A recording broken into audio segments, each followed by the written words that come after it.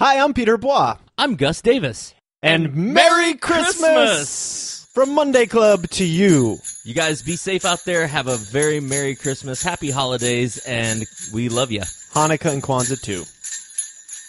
L'chaim.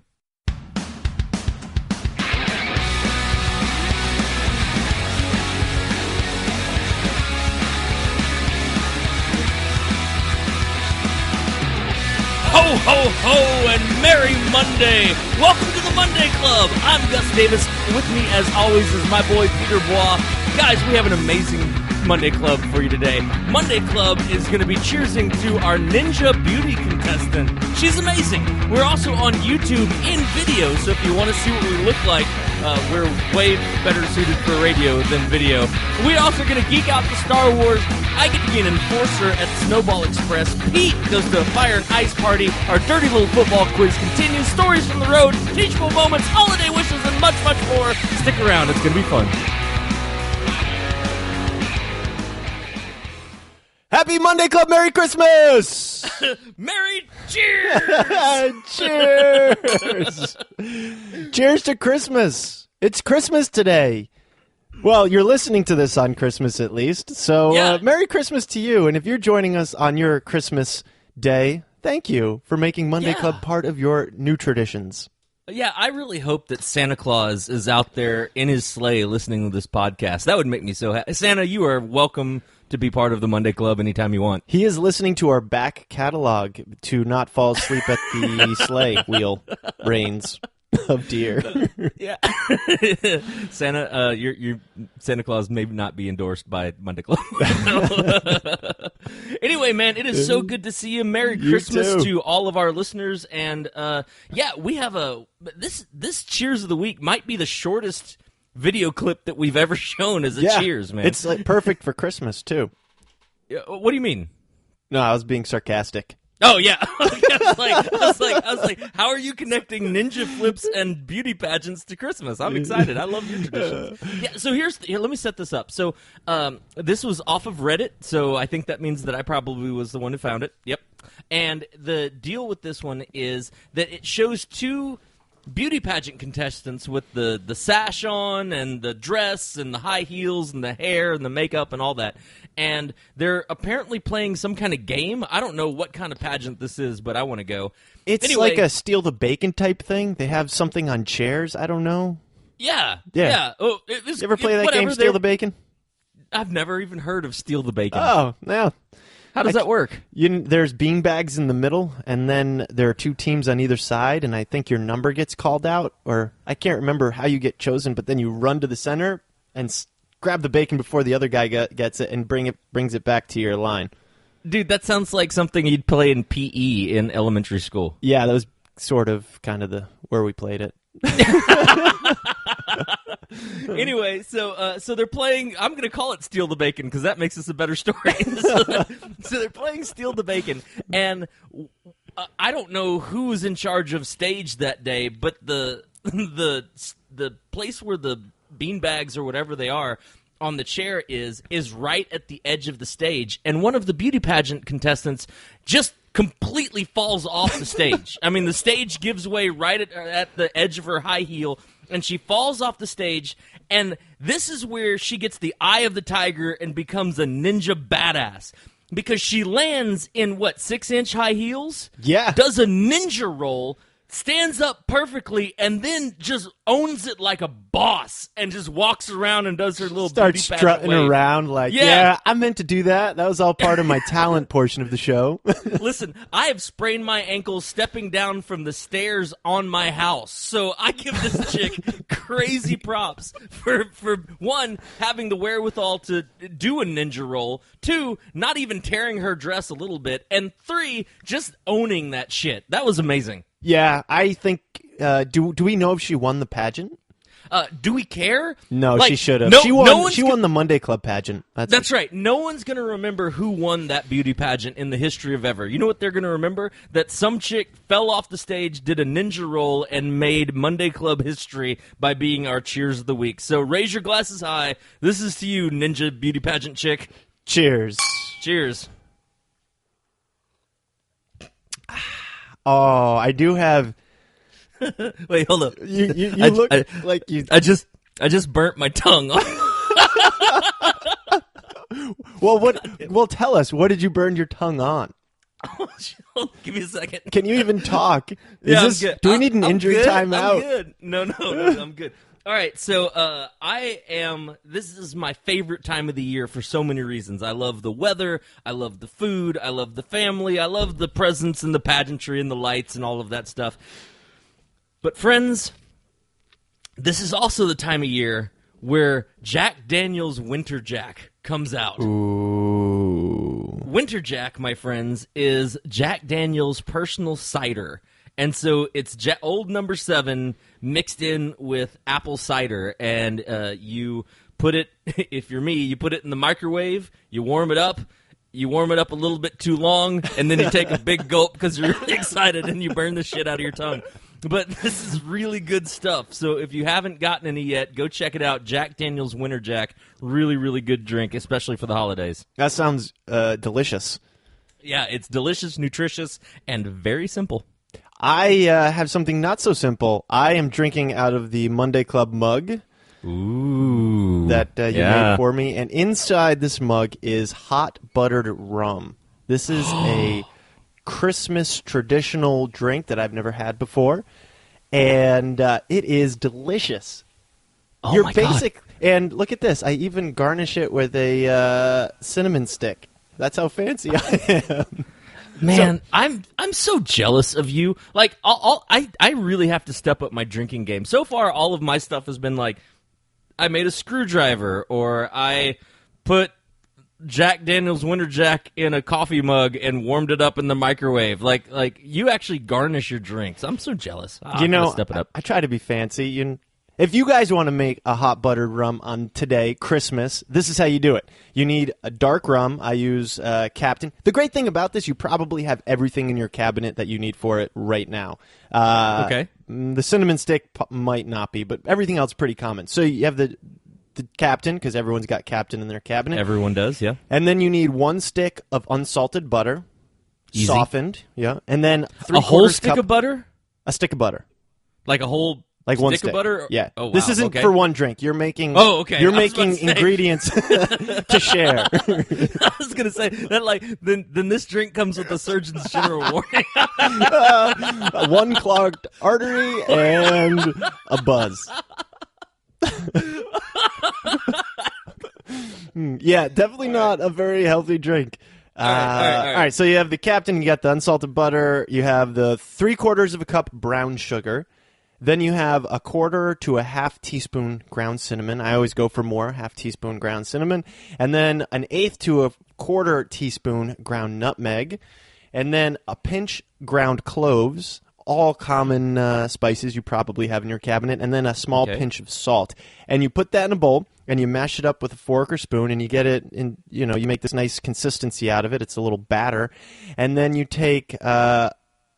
depending on your taste, I take like 1.5, 2 heaping teaspoons in just a regular spoon that you have in your drawer, a utensil, and you put it in the bottom of your mug, and then you boil water, and you put before you do that, you put 2 ounces of Captain in it with the batter. Then you have boiled water, 6 ounces. You pour 6 ounces of boiled water into the cup. It melts the butter down nice, and then you put your cinnamon stick in there as a garnish. Helps add a little more cinnamony-ness to it. And you can if you want to get super fancy, you can put a little whipped cream on it and sprinkle it with cinnamon. Damn! How long did it take you to make this drink? Well, I made the batter last night, and it took 5-10 minutes. 10 minutes, I'd say, And then I have a bunch of it in my fridge now, and I can just scoop some into my mug. It takes just as long to heat up water. That's it. You heat up the water, and you're done once you have that in your fridge. Let me ask you this, man. Do you think this is a good holiday drink that you make? You go through the process and make the batter that you're talking about, and you keep it around, and then is this like a good, hey, you have friends and family over, like I'm going to serve it then drink? Is it like a dessert drink, or is it like I'm going to sit outside and watch the stars and think about Christmas drink? I think it's all of the above. It's kind of a warm, cozy drink. You know, Yeah. so Yeah. it's not something you're going to drink a lot of because you're basically drinking butter and brown sugar. So you might only have a couple of these and switch to something less clogging of the arteries. But it's definitely something you can make the batter. You can make a double batch of batter and just have it in your fridge for the holidays. And it's super easy to make. You heat up the water and pour it into the mug and mix it up, and you're done. All right. Yeah, so, yeah. All right, dude. Today I went to the grocery store and the liquor store to get my my winter jack, and then I went over to the grocery store. We needed some food items for the house, and I got some eggnog because the holidays are coming up, and I'm a huge fan of the old eggnog. And so in my basket I have eggnog, eggs, some bagels, some cheese, and some cream cheese. Like, that's all I got, right? Anyway, I put all that stuff on the conveyor belt, and the person who checks out your groceries, she scans the eggnog, and then she looks up at me, and I kid you not, man, she's like, "My son is joining the Air Force." And I was like, "Oh, well, congratulations, that's cool." And she's like, "Yeah, I think he might be getting too fat off of this eggnog to even join the Air Force. He's been drinking a lot of this eggnog, and he might not make weight for the Air Force." And then just looked at me. And I was like, Was she grocery shaming you?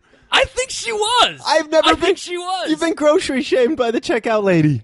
It was awful. I mean, that's like my worst fear with buying condoms from a grocery store. You know what I'm saying? Is that they're going to be like, yeah, I've only seen you buy these once. Are you doing okay at home? Like those kind of, you know what I'm saying? Like, anyway, yeah, I got fat and grocery shamed at the grocery store for buying one thing of eggnog that I'm not even going to use until it's all, whatever. It's fine. Screw that lady.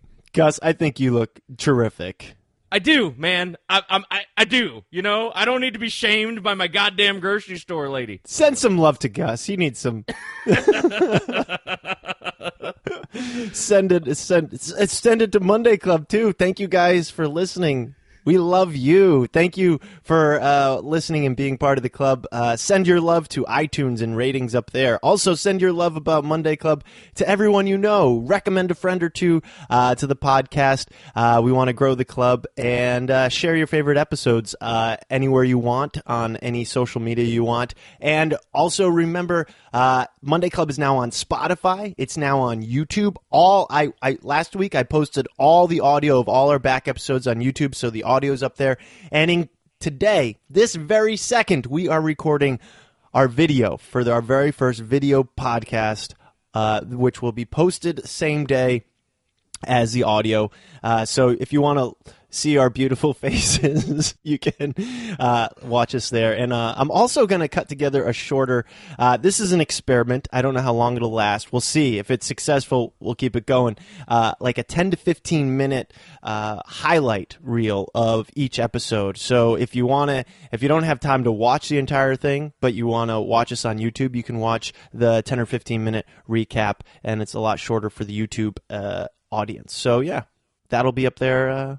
That sounds awesome, man. Yeah, so Monday Club, since this is our very first experiment doing a video podcast, we sat down and both Pete and I actually shaved this morning. So that's something different that's for Monday Club. Usually on Mondays, we both kind of roll out of bed and have bed hair, but, well, Pete does, I don't.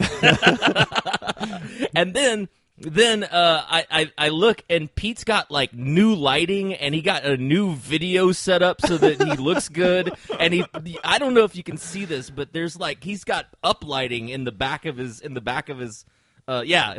recording studio. I've just got like a bare, empty window. It looks like homeless people live right outside my studio. So anyway, man, I see you trying to up your recording game. I got you. This is all equipment I've had. I had some LEDs lights, and I threw them in the back, and I had a little clamp light I threw with a diffuser, and I just got my other. I collect technology junk, so whatever, man. That's fine. That's but however you want to do it. You have the Santa hat, man. You're looking sharp today with the Santa hat. That's right. What I look like, Pete, is I look like I'm ringing a bell in front of CBS. That's what I look like right now. I'd give but you a whatever, buck. man. It's all good. Thanks.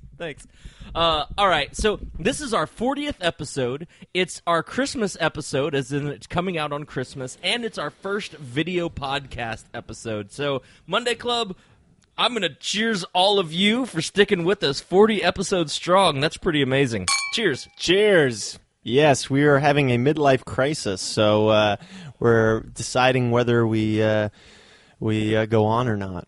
You know what's funny? For our 21st episode, we had such a big talk about how we were going to do like Jell-O shots and stuff like that because Monday Club was turning 21.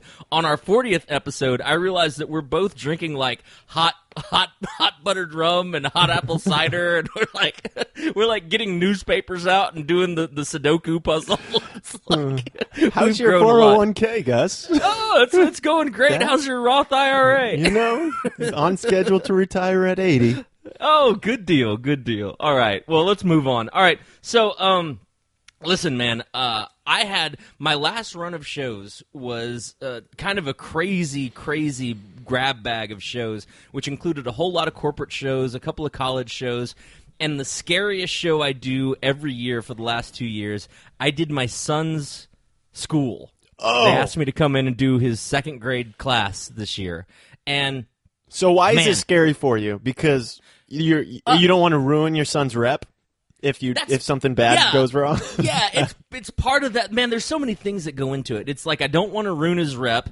All of the kids that I see from Bryce's grade, he's in third grade this year, but all the kids I see from Bryce's grade, I don't know any of these kids. Like, I'm a terrible, you don't want me on the PTA. I don't know anybody. I don't know your kids. I don't know your parents. I don't know anybody. But all of the kids remember me as the magician. And so I'll walk in and just randomly I'll be walking around and people are like, hi, Mr. Magician. Hi. You know, and I'm like, I guess I've seen you sometime before. Hi. Well, so doing that same service for the next generation is just, I think it's a big thing. It's a big thing for these kids, right? Plus, my fee is built into the student fees that the parents pay. Yeah. And so, like, I look and I see, like, hey, please help donate this year for this field trip, and Bryce's dad to show up so we can give him some money, you know? Anyway. Oh, that's funny. Wait, your son goes to a private school? No, it's a public school. Oh, but you have to pay a right? fee? I mean, it's a suggested donation so that the buses make it there with gas. Right? I gotcha. So anyway, all of that, it's a very stressful show to me, and it's funny because it's usually bookended by me being on ESPN, which we did the ESPN New Mexico Bowl this year, and some big corporate show. So it's like I've got those two shows, which you would think I would stress about, and I totally don't, and then this show for elementary school kids that I freak out about. So anyway, I did this show, and a couple of terrible things happened. Number one, I'm on my way to the show, and the school calls me and says, hey, we have a smaller second grade than we did last year. We got your invoice, and all of that's good. We actually have a check in hand for you. But is there a way that we can just pay per student that's there? Like give you $1 per kid? What? Right? And I'm like, what? I've never been asked that before in my life. Ever. Can we just subtract all the kids that were supposed to be there from your fee? Right. And then, and that opens, it's like, do you hear yourself talking? Because it opens the door for some crazy shit to happen. It opens the door for them like, you know what? Let's just let the 10 honor roll kids show up. You know what I mean? Like, no, that's not how that works. There's $10. Yeah, so I show up and I'm already a little like, this is already weird. And then I'm setting up and I'm playing Christmas music in the background. And the principal of the school comes in and she's super pissed and she's like, turn that music off right now. And I'm like, oh shit, okay, sorry. And I turn it off. And I'm thinking maybe there's a test going on, maybe it was louder than I thought, like I didn't know what was going on. And she was like, we cannot play Christmas music at a public school. Huh? Oh, no. One of those.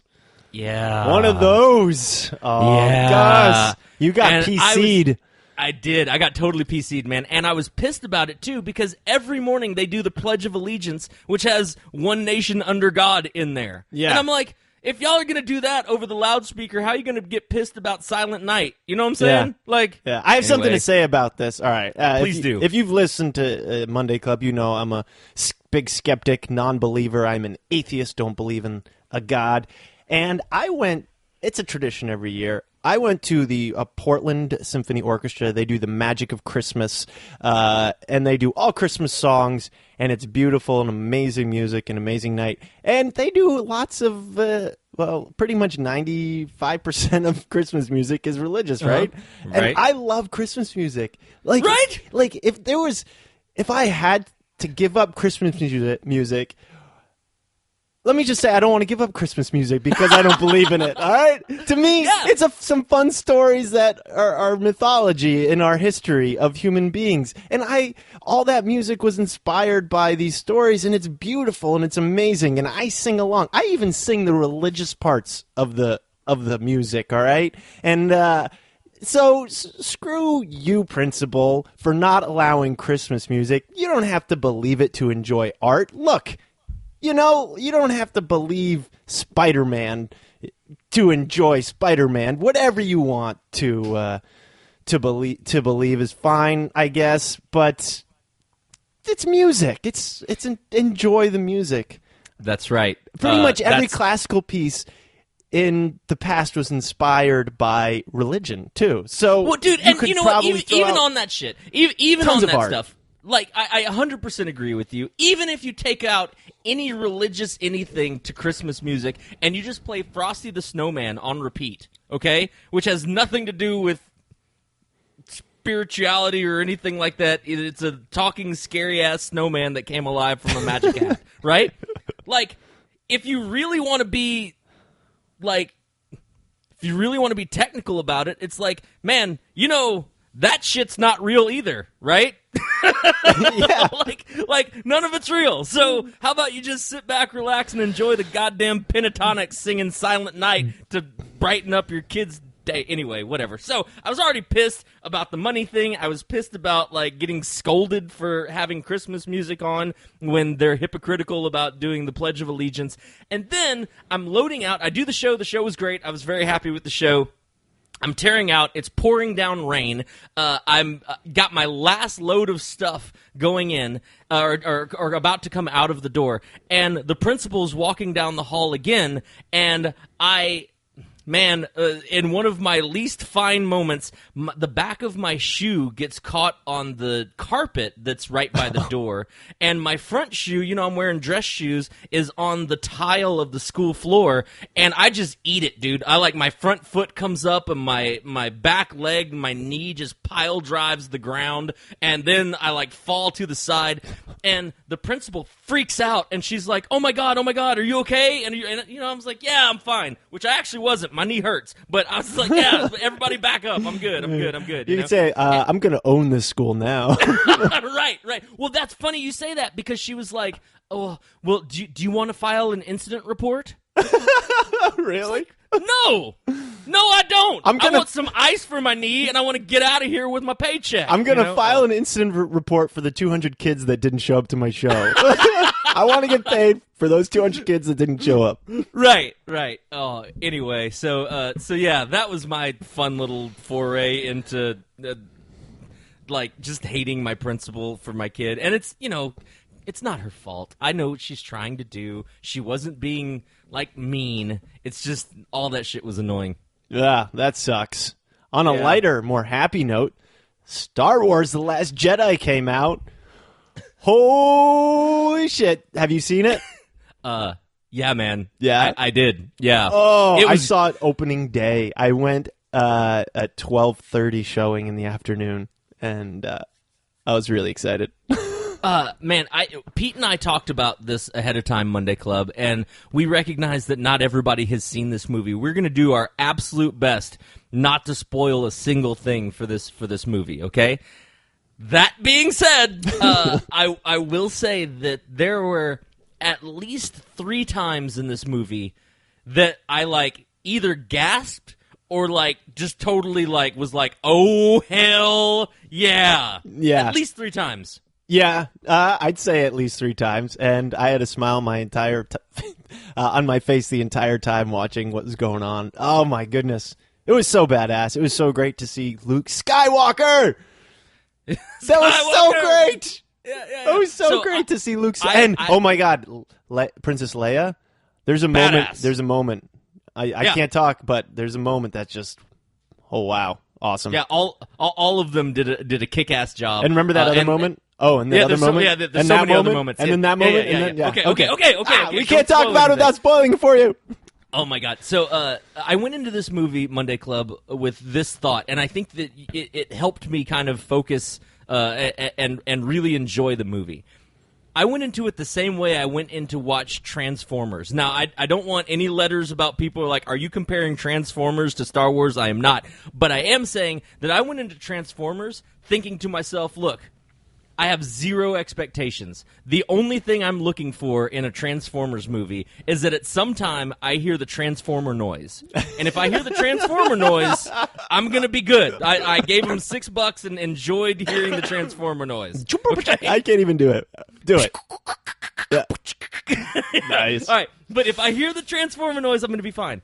I went into this movie thinking to myself, listen, I will happily trade you the $11 that this ticket cost if for at least 6 seconds you let Luke Skywalker be a badass. That's all I want. For 6 seconds, I'm paying you $11 to watch 6 seconds of Luke Skywalker, old man Skywalker, be a badass. And if you can do that for me, you can keep my $11. And Monday Club, they did it. They did it. They got my money. Yeah. They got my money. I'm so happy. Yeah. Yeah, I'd want to talk about it more, but I don't want to spoil it. My overall review is, I know people are talking bad about it out there with whatever. I don't get all the whatever disappointment is out there. I thought they did great by Star Wars. I thought they did a great storyline. So I gave it 2 thumbs up. I think it is a very good addition to the canon of Star Wars films. Yeah, I had a chance to talk with Mr. Brian Brushwood yesterday on my drive home from my show, and Brian said the words, this movie was my favorite Star Wars movie since Empire Strikes Back. And that's as good of a review from Brushwood as you were ever going to get, man. And for lots of other reasons that I think we'll probably nerd out and talk about later on after people have had a chance to see this movie. Yeah. Yeah, I think it was just as good, if not better, than Force Awakens, and I have a hard time saying it was better than Rogue One. I mean, Empire's great, but still, Rogue One in my head is like the most complete Star Wars movie ever. Maybe it was because it was a movie unto itself, you know, and it had a distinct beginning, middle, and end, and all the saga movies have continue on and are. So who knows? Maybe that's the reason, but. Yeah, it's funny. Rogue One and this movie have gotten a lot of hate from a lot of people, and man, I just don't see it the way that they saw it. I sat. It entertained me. I laughed a couple of times. There were some parts of it that were for kids, but you know what? That's okay. I don't mind that. There were some parts that were badass for adults, and there were some parts that were definitely just like, hey, we want to finish this story up without having any of the preconceived notions of this being the exact repeat of the original trilogy. So it's going to have the finale of this is going to be different than the original trilogy, and I'm super happy with that. I'm excited to see where they go from here. So to you, is it Rain Johnson? I think that's who directed this movie. Cheers to you for taking the reins on this one, and cheers to Star Wars. Yeah, I had a question from a friend recently. He had never seen Star Wars. I think he saw maybe one episode, but and he asked me what order should I watch them in, and I gave him this order. And I put this out on Facebook, and I got a little bit of flack for it. People are very opinionated about this. There are a lot of people who think you should watch it how they came out, original order. New Hope, Empire, Return of the Jedi. Then go back to the prequels. Right. I said, I think you should start with Rogue One. I think you go Rogue One, A New Hope, Empire, Return of the Jedi, then do the 3 prequels, 1, 2, 3, and then you can go and watch Force Awakens and what is this one? The Last Jedi. And I think by putting Rogue One in there, you create, because it's a darker, heavier, more adult film, right? So if you put that in there, you create the next 3 episodes have a weight to them that's more than just coming into it cold. You understand the weight of the war that's going on, and it's more. I think it has more meaning to the original ones if you start with Rogue One. What do you think? I got a lot of flack for recommending Rogue One first. So no, man. I actually think I agree with you. I think that watching Rogue One and then New Hope, Empire, and Last Jedi, or not Last Jedi, Return of the Jedi. I think if you watch it in that order, I think it does give weight to New Hope that wasn't there before.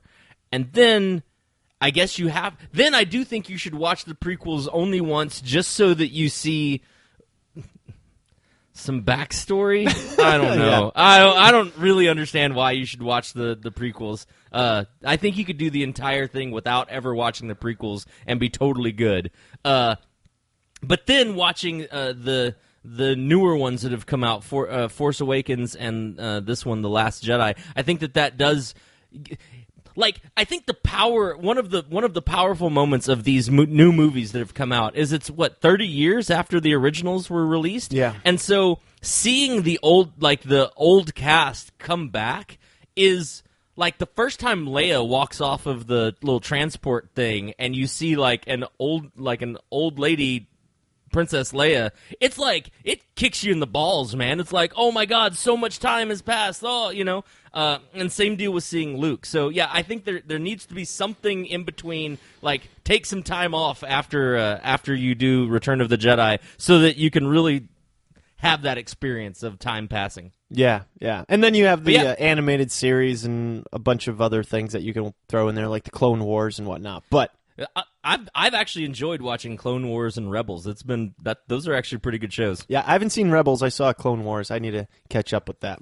Rebels is pretty damn good, dude. All right, I'll have to check it out. Yeah, it's pretty good. I'll check it out. All right, guys. I think that wraps that up. All right, Star Wars done, right? Star Wars done. Yeah, and good job, man. No spoilers. Yeah. Okay, we better move on. Yeah. I went to a little party. There's not much to talk about, but I wanted to tell you about their ice luge. They had a wait. What kind of party did you go to? It is called Fire and Ice. It's this huge blowout that the Nonanum Resort does in Kennebunkport, and tickets go on sale like in August, and they sell out in 2 days, and it's like super demand. People want to get to this thing. It's badass. Inside they have music and band and bars going on, and outside they have tons of small bonfires and a big bonfire that everyone can go around, and they have an ice sculpting team that makes ice sculptures outside. That's cool. And they made an ice bar that was serving beer. Oh yeah, I've heard of those. Yeah. Literal bar you can go order a drink on, and it was awesome. They made some other Christmas type characters, and they made an ice luge. Now they pour it in the top, and then it goes into your glass. So it was pretty badass. It was worth the $11 drink to see that go through there.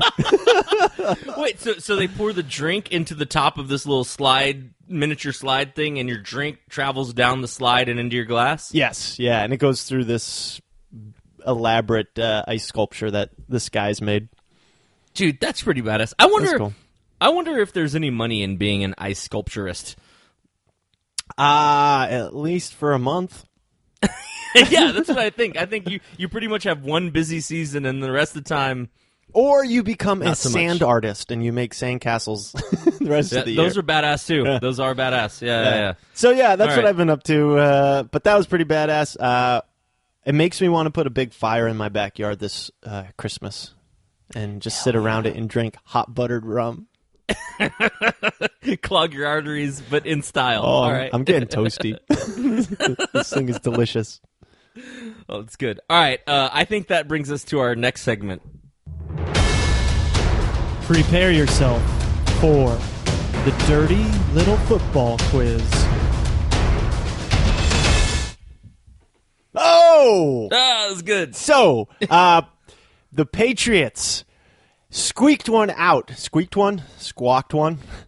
They squoke. They squoke. They squawked one out against the Steelers last Sunday, 27-14. If you watched the game, if you watched anything about sports this week, you've seen this play. The Patriots came and went ahead, and then they let the Steelers on the very last possession. They had a minute left. The Steelers got the ball on their own 20-yard line, and in 2 plays, they went down to, I don't know, inside the 20. I don't remember exactly what yard line they got on, and it looked like it was over. They were going to score.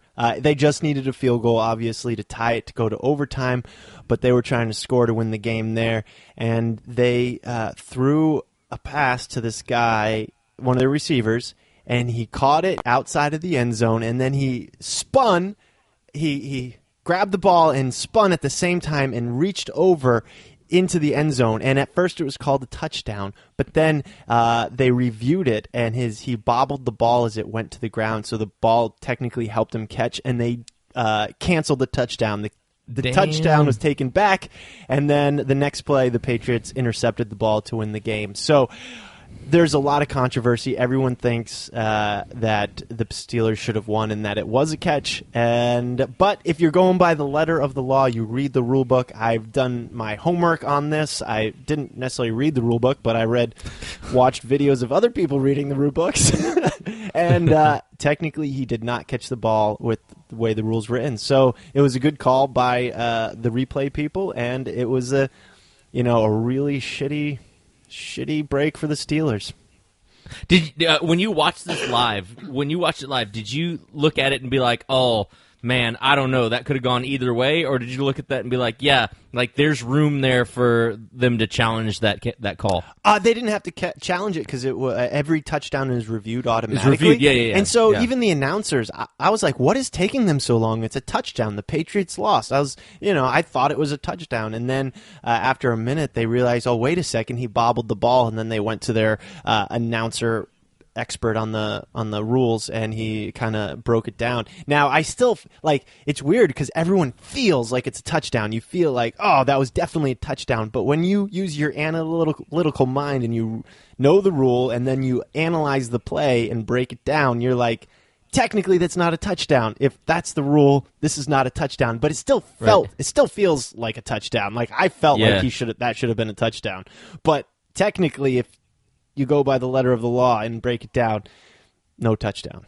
All right. Well, Steelers, my heart goes out to you guys because I know y'all really wanted that one. But, Patriots, congratulations on being a big bully and winning this game. Big bully. They were even in Pittsburgh. And they're probably going to see each other in the AFC Championship, so that'll be a freaking awesome rematch. Well, doesn't that mean the Patriots are number 1 now in the AFC? Yeah, they have home field advantage throughout the playoffs. Damn. All right. Well, guys, here's the thing. We know a lot of you don't come here for football. There's lots of other shows that you can go to. However, we want to support Pete and his undying love of the New England Patriots. So here's what we decided to do for you guys. We figured out that the same terminology that's used in football is the same terminology that's used in erotic fiction. I'm going to read 3 quotes from erotic fiction. Pete's job is to find the word that is in that quote that is the same word that is in football, to define it in a football word, and then to replace the football definition in the erotic fiction quote. If he can do that 2 out of 3 times, we are going to send one of you Nate Staniforth's brand new book. So that is the prize that you guys are playing for. Pete, you ready to do this, man? Yes, and Gus, I just want to add, if you would have told me a year ago that I would be listening to erotic fiction told by you in a Santa hat, I would not have believed you. Just check that one off of Life Bingo right here. Yeah. Reading erotic fiction in my Santa hat. All right. Here we go. Without warning, he stoops and carries me like a child up to the bedroom. Warning.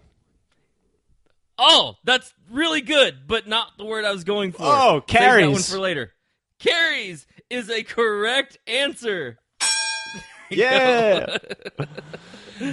Carries. It's when a running back or gets gets to carry the ball. They get the ball and get to run with it. It's a carry. I will give you partial credit. That is it doesn't have to be them carrying the running ball. back. That's true too. But what is when they say carries? What stat is that? The stat would be rushing yards. Yeah, Touches? yeah, okay, yeah. No, I'll give it to you. That's more what we're going for. Carries. Carries is a stat that keeps track of the number of times an offensive player attempts to advance the ball. So it's more of a statistic, like an attempt. Yeah. But I'll give it to you. You got it. All right. Without warning, he stoops, and the offensive player touches the ball and is recorded as a stat. Me, like a child, up to the bedroom. That was smooth, man. Good job. I kind of reverse things there. Yeah. No, it's good. It's good. I like it. I like how you did that. All right, here we go. Number 2. I bit down on his shoulder, trying to contain the screaming orgasm welling up inside me. Orgasm. No. I'm going. Orgasm is yes! correct. Every time the Patriots score. Let's see. I'm gonna go down. Man, that would have been a great one to do, but I think we or did that. Shoulder. Also one that we could do some other Contain. time. Contain is correct. See, you know what? Before we move on, it's exactly, man, this is exactly why every week I think to myself, oh man, there's no way that I'm going to be able to do this anymore by looking through. And then I look at all the words that are in erotic fiction, and like just this one, we could have done this one sentence for all 3 of the words this week. Yeah. Anyway, it's crazy. All right. Contain would be the defense contains an offensive player. They prevent them from running past them. That is a correct answer. It's a defensive assignment where a defensive player is assigned to keep the rusher from getting to the edge of the play and turning upfield. So yeah, that's their position that they're playing, is to contain.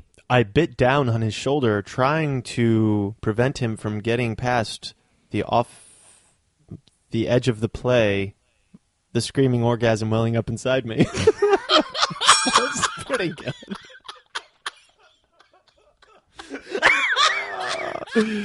Oh my brother. God. Oh my God. Oh wow. Okay, good. All right, perfect. All right, to go perfect this week, here we go. 3 for 3. Here we go. I pull the cover down slowly so as not to wake him up until it's too late. Cover. Cover is correct. Hey, on the first try. Cover is when a defensive player covers an offensive player. That's their assignment. They're covering somebody. They're on running or on passing? Passing. That is a correct answer, friend. A cover is an attempt to prevent the receiver from catching the pass. I pull the attempt to prevent the receiver from catching a pass down slowly as to not wake him until it's too late. There you go. Good job. Ladies and gentlemen, Pete Bois is perfect this week, which means one of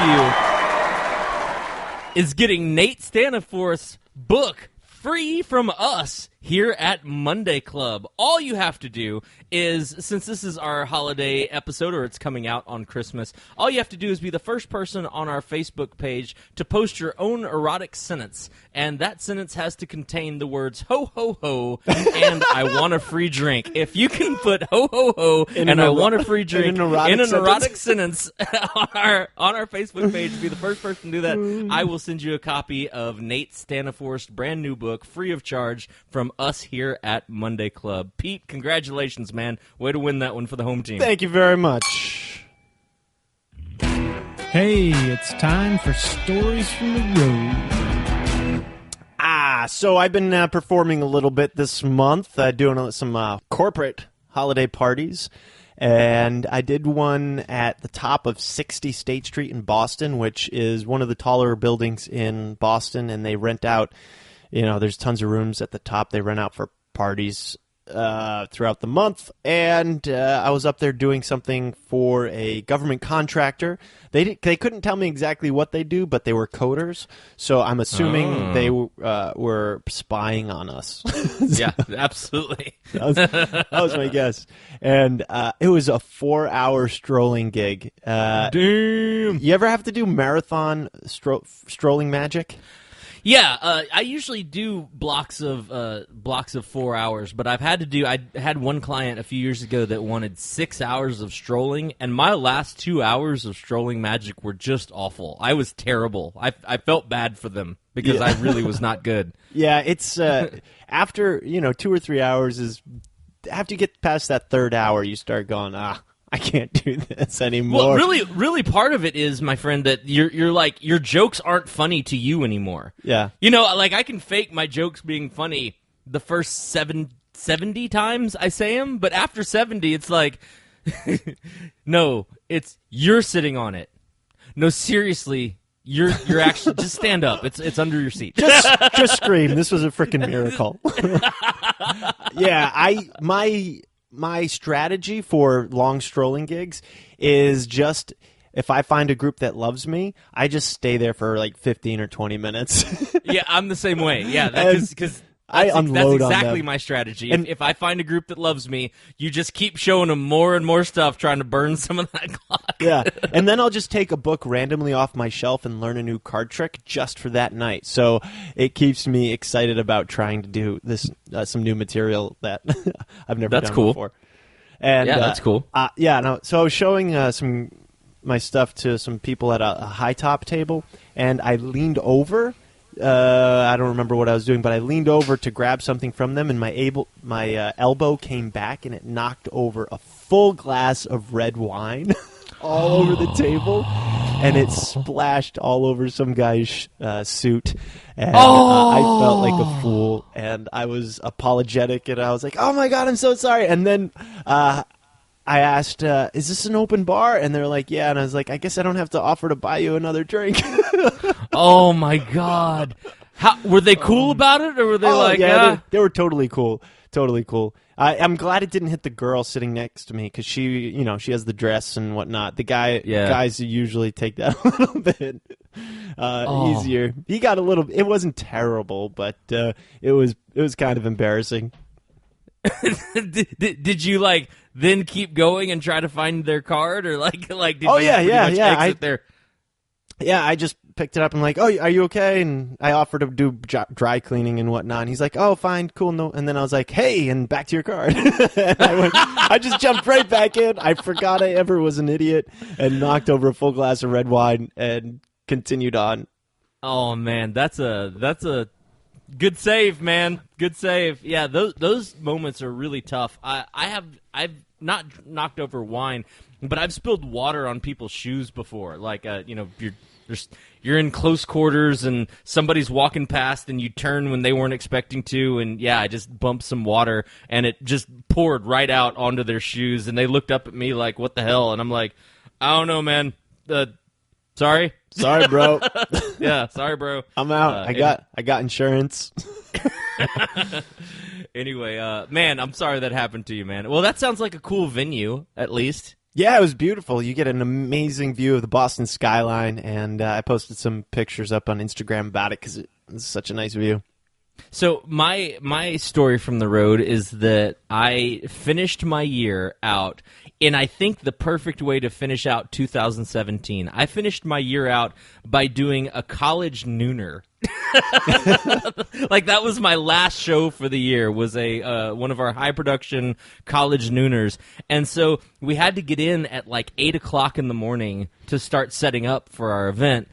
And so I'm dragging ass. I'm super tired, and it's the end of a long run. I've been out of the house for 10 days straight, and get in there, and they're eating lunch before they have to go back to work at this. It was like a staff event at a college, and so it wasn't for the students. It wasn't for the students. It was for the staff, and it was just such a blah show. I mean, I'm sure everyone had a great time. They all high-fived me afterwards and stuff like that, but it was such a just a womp womp kind of show. And then I drove back from that college nooner. So here's how it shook out. James had 24 flights on Southwest this year. And I've already gotten my A-list for next year, but James had 24, so he was one flight short for his A-list, and he's never made A-list the entire time that he's been working at the to-go events, game shows to go. And so I was like, look, man, why don't you fly back from Dallas back to Austin? And that'll get your 25th flight, and that'll make it where you're A-list next year. And he's like, oh, hell yeah. So he books his flight. We finish our show at like 2. I get him to the airport at 2:30. His flight is at like, I think 5:20. And I drop him off at the airport, and I'm in the car, and I look at the timing of it, and I'm like, how about I just pick you up in Austin at the Austin airport? I think I can be there right when you land. And he's like, oh yeah, cool, that'll work. So I drop him off, and then I just start hauling ass back to Austin. And I get basically halfway there, and he texts me. He's like, damn, dude, my flight's delayed by like 10 minutes. I was like, yes, I might win. I might win this race. And so I'm driving. I get about 3/4 of the way, and he's like, all right, I've boarded my flight. This is the time I'm supposed to land. And I was like, quite literally, the time he's supposed to land is what the time that is projected on the GPS to get to the airport in Austin to pick him up. I'm like, oh, motherfucker, it's on. And so, like does he have baggage? He has he doesn't have anything. He doesn't have, like, he dropped off his keys, his wallet, except for his ID. I think he's taken his wallet, or his ID, and 2 drink coupons. That's all he has on his person to make this flight, right? Nice. And he's like, he even said, he texted me before they took off. He's like, hey, man, I just want you to know that I really considered upgrading my boarding position to like the business select, just so I could sit at the front of the airplane so I could beat you to Austin. So I'm like hauling ass, and about 3/4 of the way there, I really, really, really have to pee. Like, I really, really have to pee. But I know if I stop, he's going to win, and I'm not going to let that happen. And so I just finished the drive off, and he texts me that he's landing. He's like, I've landed, and I'm on the runway as I'm turning in to the airport, like, drive. And I'm like, yes, I'm going to win. And then I turn in, and there's a huge traffic jam to get into the airport. And I was like, no! Anyway, he exits basically the same time that I pull up, so it was a tie. We called it a tie on the race, and he gets in the car, and he made his A-list. But it was so funny dropping him off at one airport without ever stopping, hauling ass, and making it back home to the Austin airport and picking him up. But I did it. He did it. We both have A-list next year. It was a pretty fun end to the season. Nice, congratulations, James. That's awesome. Yeah, he deserves it. That's one hell of a story. I've never.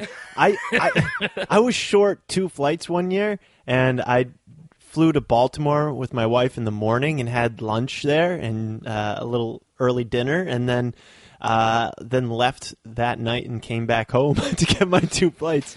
Yeah. But yeah, totally worth it though. Absolutely. Yeah, totally yeah. Worth it. Well, you know what? We haven't done this all year, and I think it's time. Cheers to you, James. Cheers, James. Thanks for being an awesome sound engineer, and congrats on you. We'll just call you beat Gus to the airport. Oh, no, God damn it. Teachable moments. So this winter, you were probably going to have a sore throat. And this is my teachable moment. It sounds stupid, but it's cough drops. Always have cough drops on you, especially if you're performing. When I was doing that 4-hour strolling gig, I've had this dry cough for like a month. I'm not sick. I just occasionally just get these coughing fits. And, you know, you're in a loud room with over 200 people with a band playing, and you're trying to do magic tricks and talk and get your point across to people. And they're having so you're using your voice a lot. About an hour into this 4-hour gig, I started having a coughing fit. I could not stop coughing. And after I did a set for some people, I just walked away and grabbed some water. And then I always carry these in my bag. And they are the Ricola. These are my favorite honey herb cough drops. They work the best, in my opinion. Love them. And I just grabbed a handful of them, put them in my back pocket, and I just popped those all night long. And they saved my ass, because I would not have been able to last without them. So always have cough drops on hand. And condoms.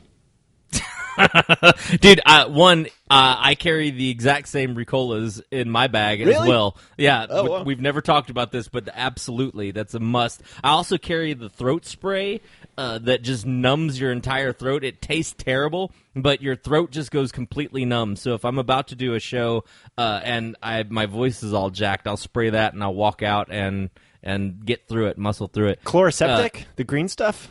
No, it's red, but it's like, I don't know what it's called, but it's like this red throat numbing spray.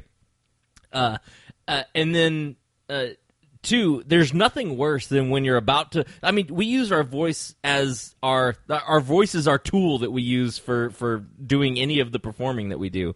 And there's nothing worse than when you get that weird cough, or like you're trying to talk, but you've like choking on yourself, and you're just like, can you?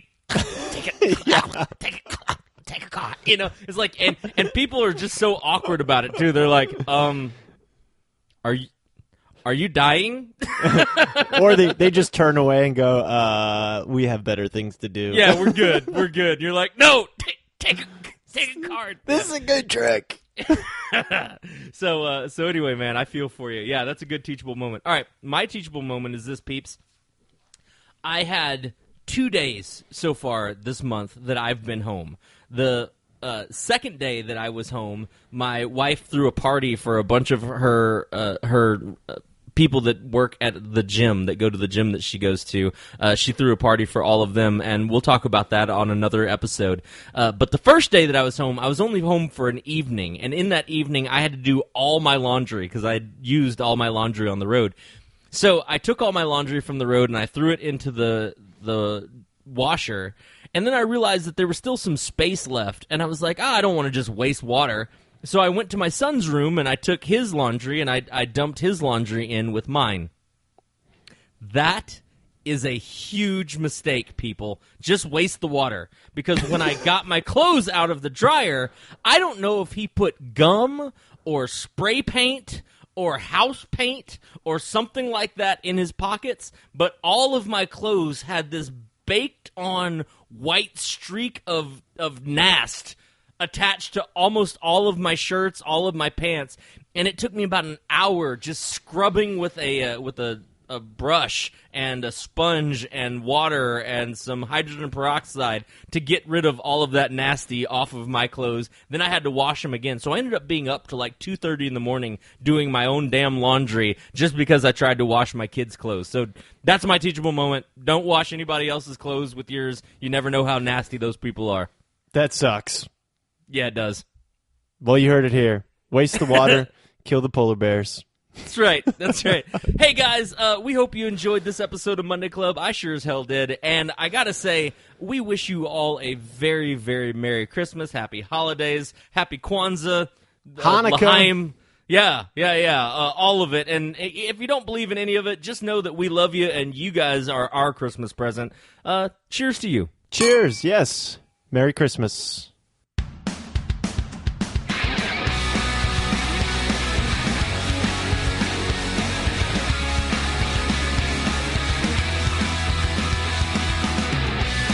Hey, you guys, thank you so much for listening to Monday Club.